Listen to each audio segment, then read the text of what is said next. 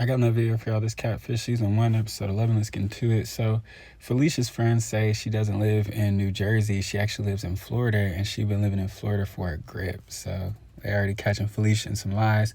Felicia's friend says that she lied about her looks before, and other info, just because she insecure, whatnot. So, Neve and Max should be buckling up to tell this nigga Mike she's not who you think. What I say last episode when old boy said he was a model and then pulled around in that rapist van. Like, let's start preparing our mind now.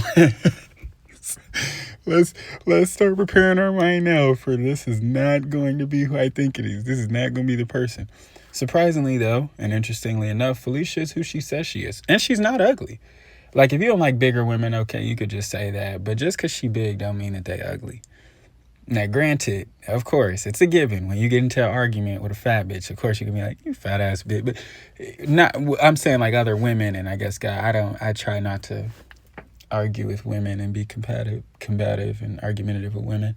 But like, yeah, of course, that's going to be the first thing you say. But like, just because somebody's big or just because somebody's like fat, I don't think she's fat either. But just because somebody's bigger, that doesn't just automatically mean they're ugly.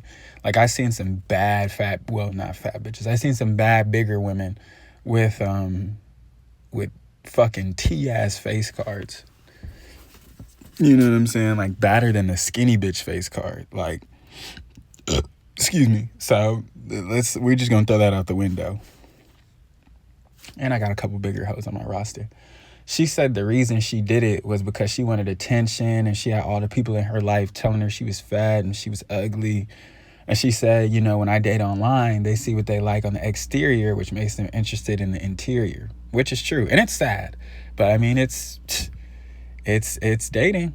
It's dating for you. If you're conventionally ugly, or if you're big, or if you just have features that people would deem as ugly, I don't want to say you're cooked, because I've seen ugly people with bad bitches. You know what I'm saying? Ugly men with bad bitches and like ugly women with, I guess, conventionally attractive niggas. I mean, I wouldn't, that keyword conventionally, like I wouldn't know. But yeah, I've seen it both ways. So it's like, and that's just, but it's dating now to only be worried about what the person looks like. But the crazy part is, what she said is like partially true, because what she was like, they see what they like on the exterior and that makes them interested in the interior. That used to be true. Now it's just they see what they like on the exterior. Period. That's the end of the sentence. Like, that's it. Like, people do not care what you do to them, how you treat them, whatever. As long as you're good looking and you do it, oh man, they don't give a fuck.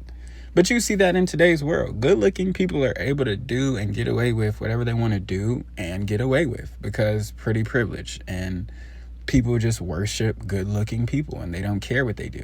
A good-looking person can get away with murder and get away with 1,000 times more than an ugly or conventionally ugly motherfucker would.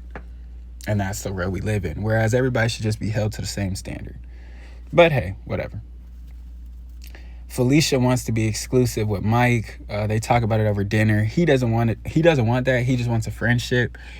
And she's like, oh yeah, like, we should be monogamous. And he was like, well, I kind of like, I don't think right now I don't think it's a good time. Like, I got things to figure out. Like, we should just be friends. But I hope he's saying that on the type time of like, I fuck with you, I rock with you, but like, since I'm living with my parents, like, it's not really much I can do. You know what I'm saying? Like, I don't even want to worry about getting involved. And that's me personally. And I wish a lot of you niggas was like this, but y'all be fiending so bad for a fucking relationship. Y'all be fiending so goddamn bad for love. And don't get me wrong, like, do I want a relationship? Do I want to find love? Cool, yeah, whatever. But if I don't, cool, yeah, whatever. Like, it just doesn't make me a difference either way. Like, because I'm me. Like, I already have a life. I already have things and interests that I like to do, stuff I like to do on my own. Like, it doesn't matter to me that I feel and find love. Like, it doesn't, I don't care. Like, if it happens, it happens. If not, whatever. But I wish a lot of you niggas, back to the point, I wish a lot of you niggas was like that.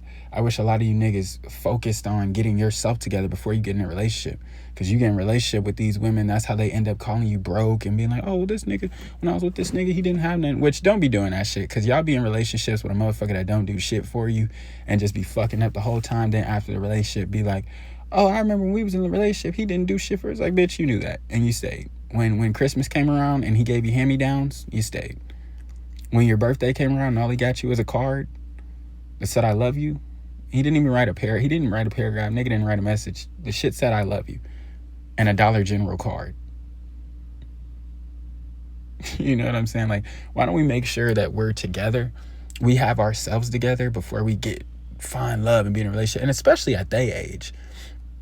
You know what I'm saying? I think he like, what, 26, 27? It's like, bruh, I got bigger priorities. I can't be spending on you, taking you on dates here and there. No, I don't even have my own place to stay. You know what I'm saying? Like, that's first and foremost. And until I get that done, like, you're going to have to wait on the sidelines. But if you feel like you want to get traded, you feel like you want to be a free agent, you know what I'm saying? Be my guest. You know what I'm saying? I'm not going to stop you, and I'm not going to be mad at you because I'm not expecting you to wait. But I'm just telling you, I have bigger fish to fry. I have more important stuff to worry about right now so that, you know, things can go the way that they're supposed to go. It's like, I don't even want to bring you into, the situation is already janky. We on live TV, it's Catfish, hoorah, whatever, you know what I'm saying? But we add a whole new element when, you know, I don't have my place to stay. I'm with my parents. I told you a little bit about my mom. I told my mom a little bit about you, but it's completely different for you to be staying in here. Or like we met online, like we know each other, we cool, but it's different to meet online and actually fucking move in with you and be there physically in person. Like, that's like two different things. But anyway, I went on a mini rant towards the end. I barely even talked about the episode. It really wasn't that much to talk about. Anyway, definitely like, subscribe, share, catch your friends.